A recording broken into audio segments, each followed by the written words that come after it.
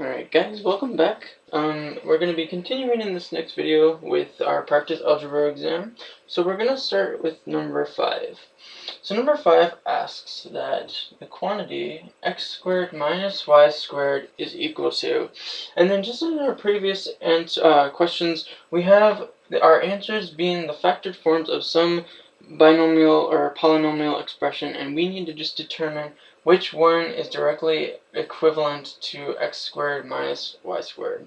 Okay, so what I want you guys to notice here is we do definitely have the form a squared minus b squared in terms of a difference of squares. What I want you to understand here is in a binomial expression, for a difference of squares to work, you don't have to have both you don't have to have both be both can be variables, or both can be numbers. If it's numbers, it's more of an arithmetic. But if you can have both variables and you can still factor it as such, as long as it's, as long as you can still take the square root, which you definitely can. So when we factor this, remember it's going to take the form a plus b, a minus b, or in this case, x plus y, x minus y. Now remember from the last question in the last video, the reason that a difference of squares works is that when we FOIL this out, these two binomials, and we FOIL them, the middle, outer, and inner terms of the FOIL method are going to cancel. And that's supposed to happen. So if we FOIL this, we're going to get x squared minus xy plus xy. And don't be intimidated by the fact that there's no numbers here. It's okay. So we're just gonna, again, we're gonna cancel out the middle terms.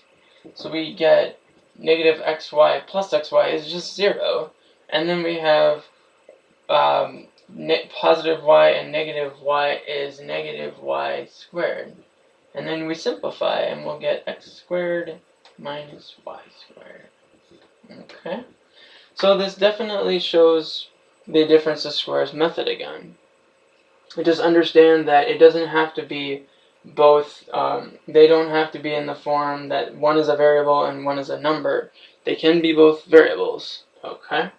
Let's go over again each of the possible answers and go into deeper analysis of why the other ones don't work.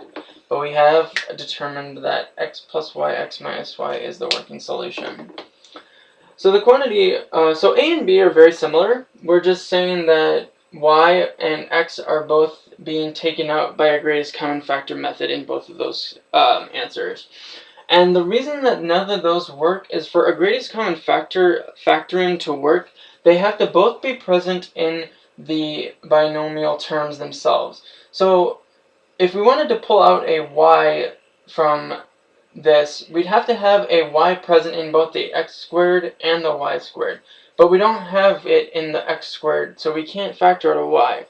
Likewise with b, we can't pull an x out of y squared.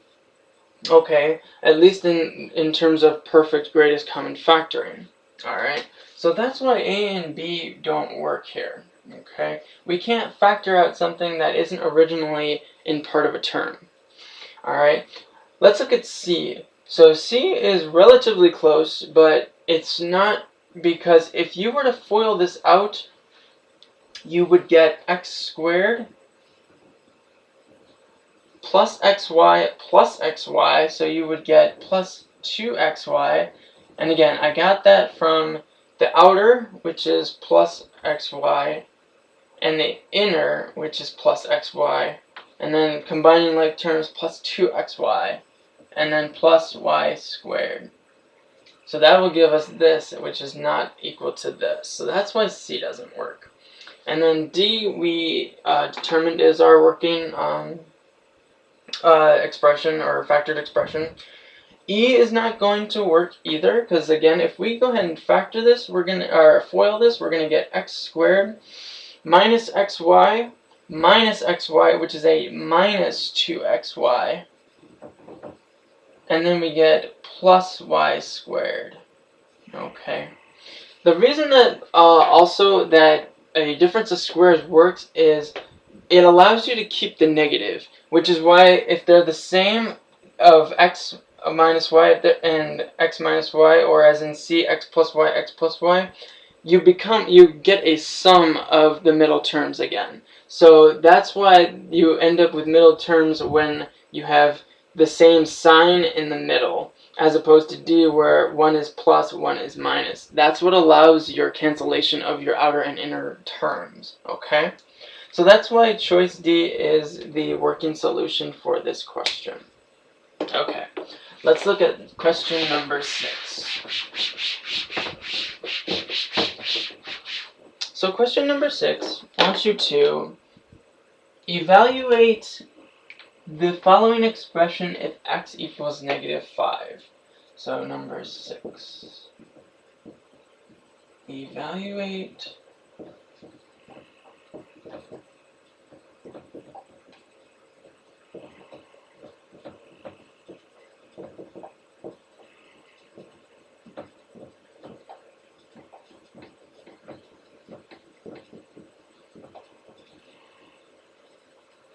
for x equals negative 5.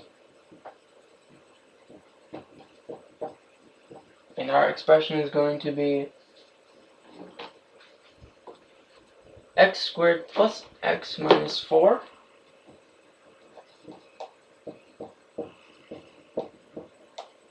all over x plus 10. Okay. And then our answers, I'll put my answers over here. A is equal to 1 1/3. B is equal to negative 1/5. C is equal to negative 4. And D is equal to 16/5. And E is equal to 18/5.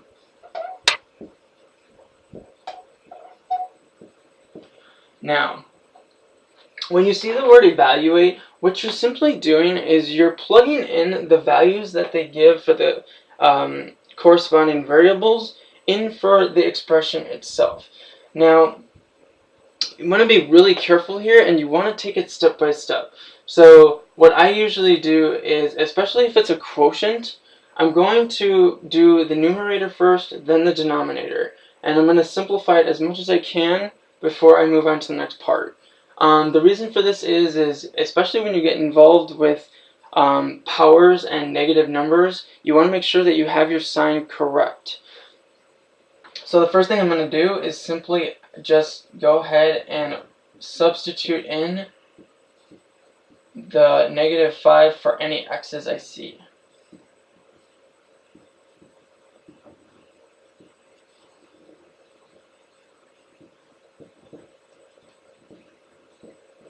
Okay, so as I mentioned, starting from the top, or the numerator, negative 5 squared is the same as negative 5 times a negative 5. Remember, a negative times a negative is a positive. So that's going to be 25, positive 25. Plus a negative 5, so that's like 25 minus 5. Okay, minus another 4. So simplifying that, we're going to get 25 minus 5 is 20, minus 4 is 16. Okay. Let's go ahead and do the numerator now. Negative 5 plus 10. So if you imagine this, if you looked in your checking account and saw negative $5, then you got a direct deposit, and that's an income of $10. Now you're at positive $5. And then that is going to be our solution. our solution is 16 over 5, okay? And that is choice D. Alright. Now, with these other possible answers, the outcome of all these answers is the result of the mismultiplying or adding of negative and positive numbers. So just be very careful, especially when it comes to exponents and negative numbers. Remember, a negative times a negative times a negative is a positive, and a positive times a positive is a positive. The only time you're going to get a negative is from a negative times a positive, or the vice versa, a positive times a negative, okay? So our answer is 16 over 5, and that is going to be positive 16 over 5. Alright, but those are those two for this video. Again, if you guys ever have any questions, please never hesitate to contact or message me. And I hope you guys enjoyed this video, and I hope to see you again in the next video. Thanks for watching.